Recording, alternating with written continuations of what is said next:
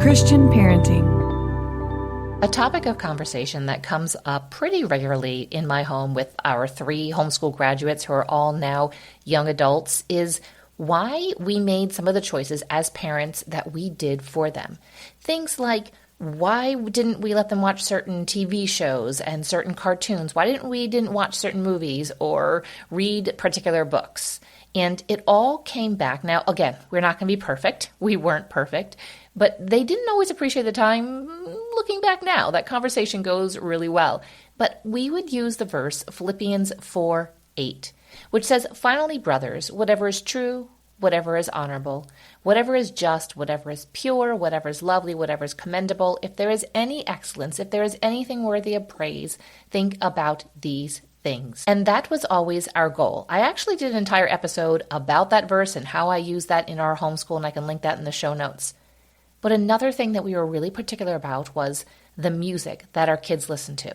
Now listen, I grew up in a Christian home, in a Christian community, and went to church, and we had some music maybe to listen to. You know, there was the Carmen and the Sandy Patty, right? And then we got into Amy Grant and Michael W. Smith, but there are so many options right now. And one big, huge blessing that has been a part of my family is Family Life Radio. Now, this ministry is more than just a radio station. That is I feel like it's the front of it. And that's what you get to see as you are flipping through the different stations. I remember when we moved to New York and scanning the different stations to find Christian radio stations so we could have Christian music to listen to. Worship music as we ran around and we did all of our different activities and sports and grocery shopping and all those things. And Family Life was such a blessing to hit that scan button and to find them and know that every word they said and every song that was sung were things that I didn't need to shield or protect or shelter my kids from. It was good stuff. Family Life's mission is to impact lives with the message of hope found in Jesus Christ. They accomplish that through 75 plus signals for their radio network that spans New York and Pennsylvania. Now, I know some of you do not live in that area. You couldn't hit the scan button on your radio and find it. Guess what? If you go to familylife.org, you can listen live. My family has enjoyed it, and I enjoy too. When I run errands in the afternoons, I might pick up a talk show or a sermon, and it just fills me up, reminds me that there isn't just darkness out there. There is light, and Family Life is definitely a light. They also have a counseling department. They have Christian events that highlight some great artists. They bring people in. They will do dinners and have speakers and comedians and musicians, and they have an entire performing arts department. And this is one of the things that I love and appreciate about Family Life is that they do the things that they do with excellence. And that's what we should do as Christians, right? We can go back to that verse, Philippians 4:8, and I can turn on my local Family Life radio station, and sometimes when we travel, I am able to continually to pick it up just on different numbers on the radio station as I hit scan as we are maybe traveling to go see family or friends. And not only is Family Life a blessing and a great resource and something that you can just turn on in your home, that you can turn on in your car and not have to worry about it having a negative impact upon your kids, it's going to have a positive impact upon your kids. So not only that, though, Family Life is coming alongside Little by Little Homeschool Conference and sponsoring the conference, and what a huge blessing.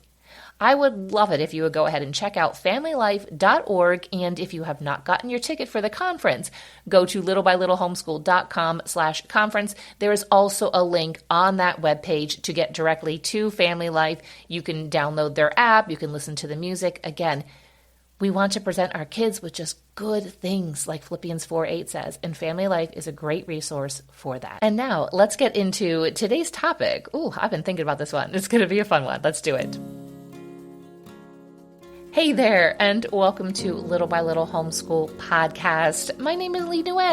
So excited for you to be here for this episode. We are going to talk about a couple critical conversation skills that you really need to teach your homeschooler.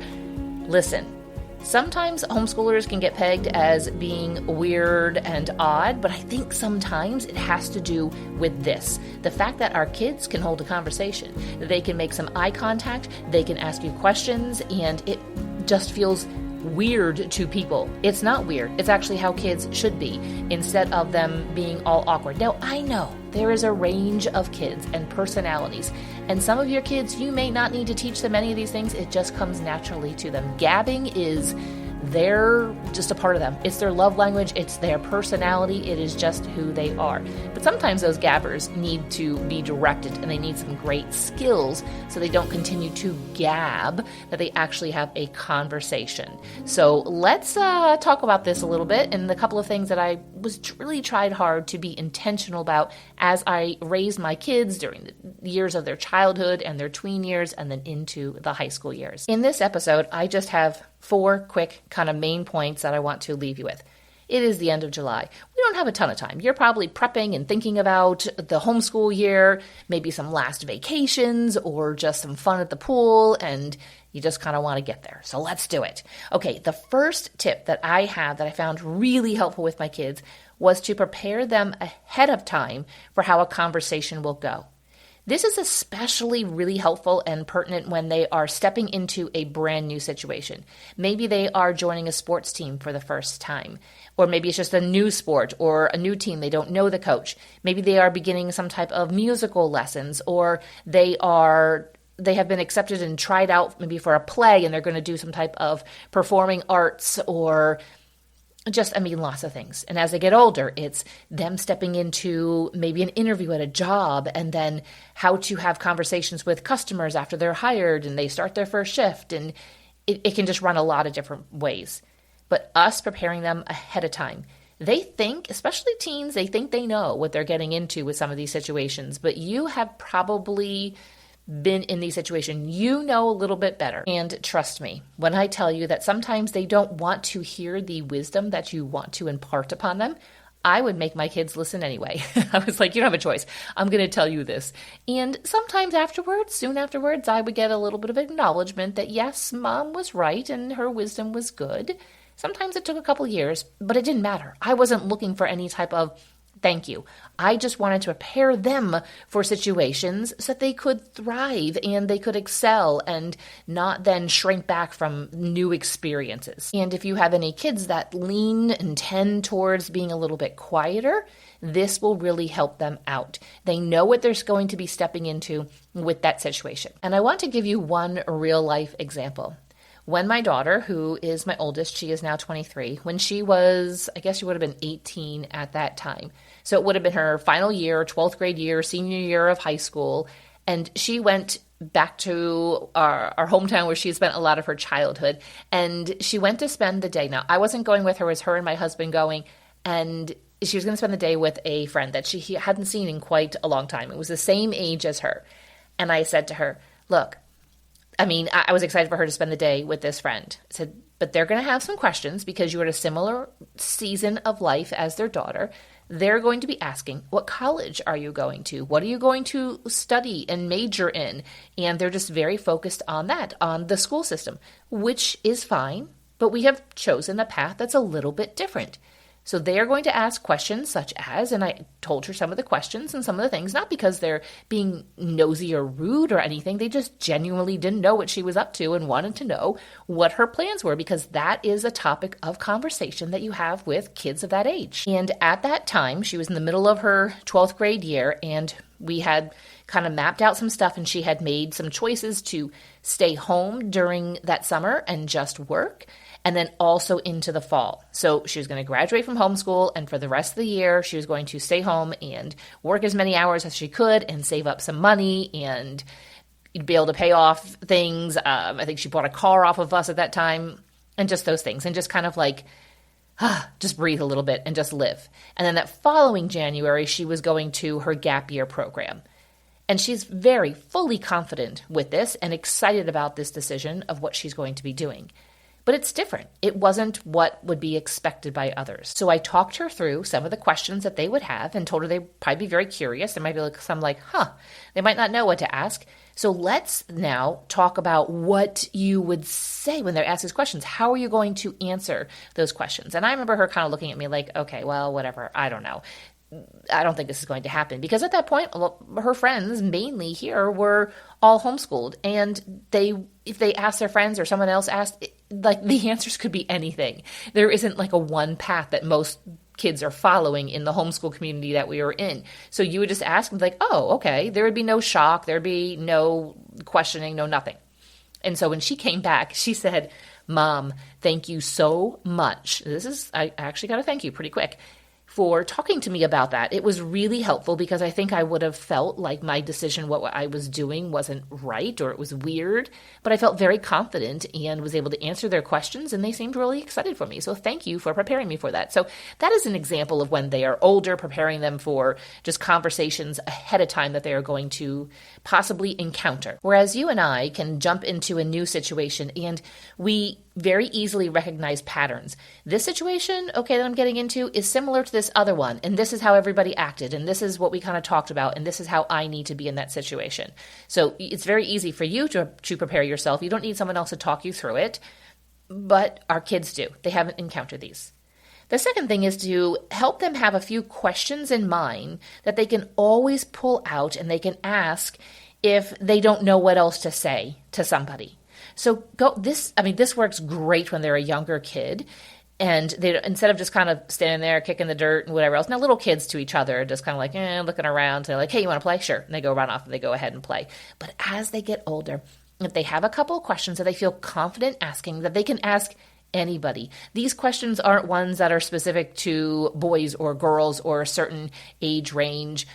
They are just questions out of curiosity asking somebody. It could be something very generic like, how do you like to spend your free time? Or are you reading any books right now? Now, some of these can fall flat in your face. Some people are like, how do you spend your free time? They're like, I don't know. And you got to quick pull out of your pocket another question, such as, are you reading anything right now? Like, what good books are you reading? I don't, And so it's really hard when you have a kid. I'm going to be very frank and honest and tell you it's very hard when you have a kid that doesn't have a lot of technology and then they're interacting with somebody who does, and their whole extra free time and everything is that watching social media and YouTube and that's all their world. And they're just kind of like, there's a disjoint and they won't become best friends, and that's okay. But just having a couple of questions that they can just always pull out and ask allows them to feel like they can have a little bit of control of the conversation and that it doesn't feel weird and awkward. The third skill to teach them is to teach them the art of listening well. And then simply asking follow-up questions. This is what I have said to my kids.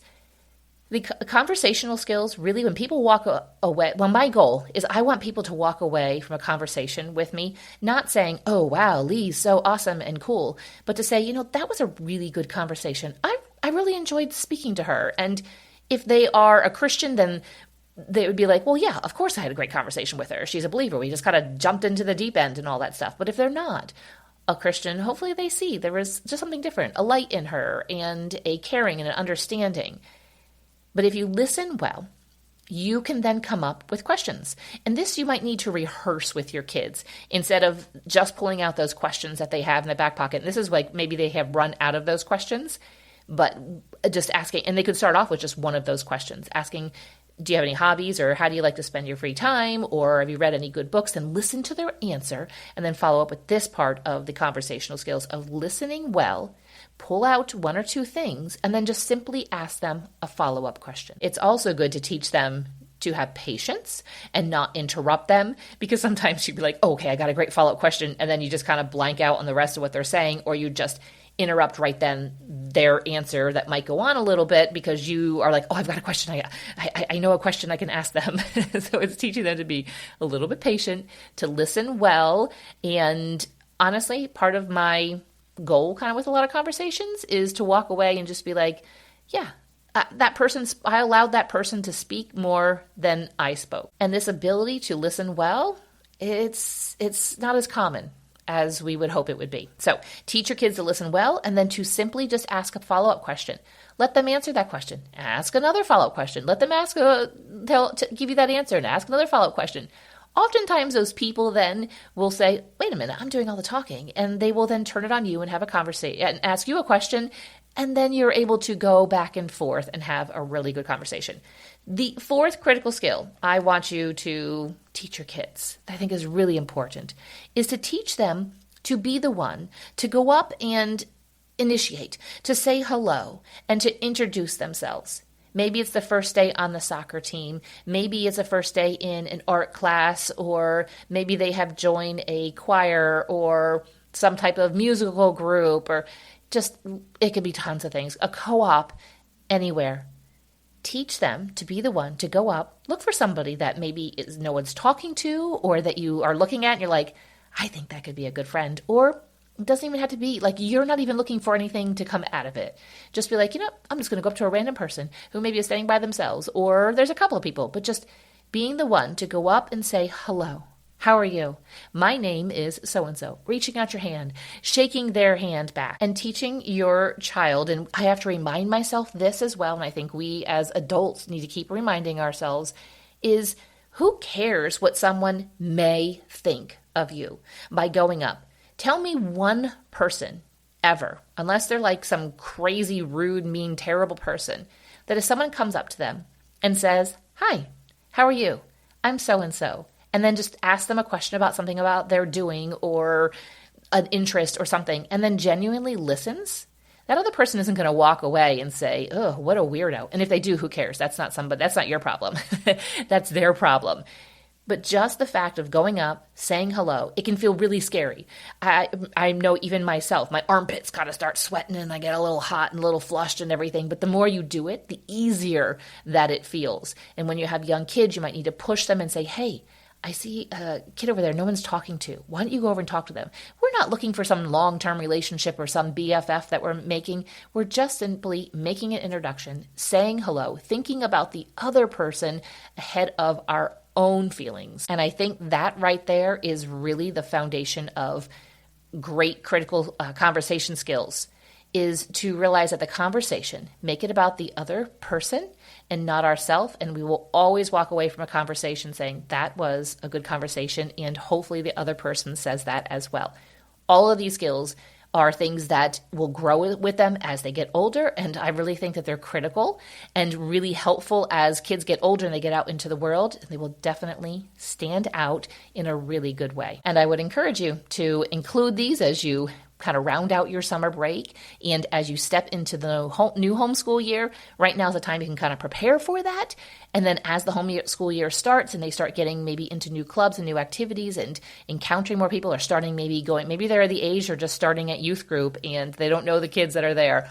So many different opportunities that you can help equip them for. Before we close out, I do want to remind you about Family Life and just the wonderful witness that they are for Jesus Christ within New York and Pennsylvania, and also worldwide. Because, like I said, you can just listen to them online. Download the app. Go to familylife.org and be blessed, be able to play music and be able to listen to sermons and just different maybe talk show radio things. I've come across so many things that have been so helpful for me and my family with Family Life, and I would encourage you to tap into the resources that they offer. The link for them will be in the show notes, and we just thank Family Life so much for sponsoring Little by Little Homeschool Conference. I look forward to seeing you at the conference, and I look forward to seeing you right back here on the podcast really soon.